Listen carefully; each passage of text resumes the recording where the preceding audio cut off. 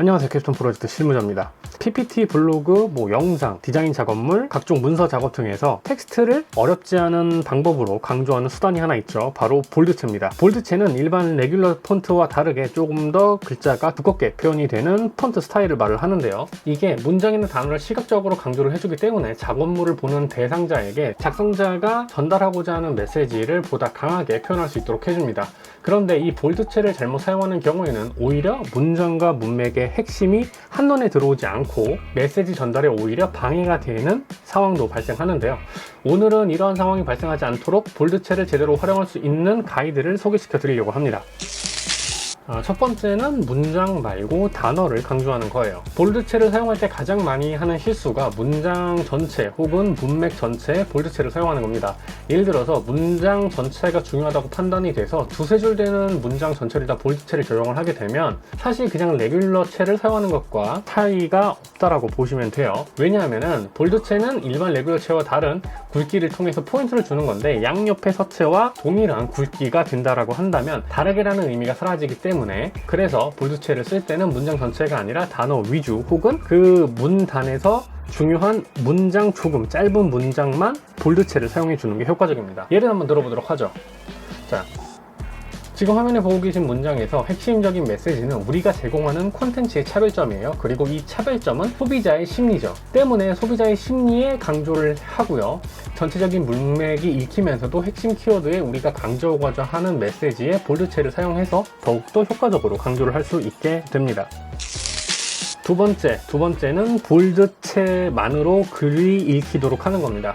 만약에 한 줄의 문장이 아니라 두 줄 이상의 문단에서 볼드체를 사용한다라고 한다면 첫 번째 내용을 기반으로 볼드체를 사용하되 주된 볼드체만 읽었을 때 문단 전체의 핵심 내용이 읽힐 수 있도록 사용을 해야 됩니다. 처음에도 말씀을 드렸지만 볼드체는 강조를 위한 수단입니다. 그래서 이 문단에서 중요한 거는 키워드가 아닌 메시지가 되겠죠. 자, 그렇게 된다라고 하면 볼드체의 사용은 그 자체만으로도 문장으로 읽힐 수 있도록 만들어져야 된다는 거예요. 물론 100% 자연스러운 문장일 필요는 없습니다. 예를 한번 들어볼게요. 지금 화면에 보고 계신 이 문장은 볼드체가 사용된 문장입니다. 보시면 각 문장에서 중요한 키워드를 뽑았고요. 그 키워드만 보았을 적에 하나의 글로 읽힐 수 있도록 설계를 했습니다. 물론 우리가 만드는 컨텐츠라는 이 문장은 주어이기 때문에 볼드 처리를 한 거고요. 이렇게 전체 문단을 구성하는 문장에서 주요 키워드를 뽑아서 자연스럽게 읽힐 수 있도록 그렇게 볼드체를 사용을 하시면 보다 효과적으로 볼드체를 사용하실 수가 있게 됩니다. 그리고 마지막 세 번째 같은 경우에는 볼드체를 역이용하는 거예요. 이게 무슨 말이냐면은 볼드체를 조금 다른 방식으로 활용을 하는 건데요. 문장이나 문맥 전체를 볼드 처리를 해주고요. 주요 키워드 또는 메시지를 일부러 레귤러 처리를 해서 볼드체를 역으로 이용하는 방법입니다. 하지만 무리해서 이 방법을 사용하게 되면 오히려 작업물이 혼란스러워 보일 수가 있기 때문에 너무 두꺼운 볼드체가 아니라 세미 볼드체 정도로 사용하면 되고 이거를 이런 식으로 활용할 수가 있게 되는 거죠. 보셔서 아시겠지만 이 효과는 주요 포인트들의 글자를 오히려 얇게 읽힘으로써 단어에 조금 더 집중될 수 있도록 하는 효과가 있습니다. 왜 우리가 잘 안 보이는 글자를 볼 때 이렇게 실눈을 뜨고 조금 더 또렷하게 보려고 노력을 하잖아요. 이러한 인간의 심리를 이용한 방법이라고 할 수가 있습니다. 오늘 소개해드린 내용 외에도 상세하게 따지면 조금 더 다양한 활용 방법들이 있을 수가 있어요.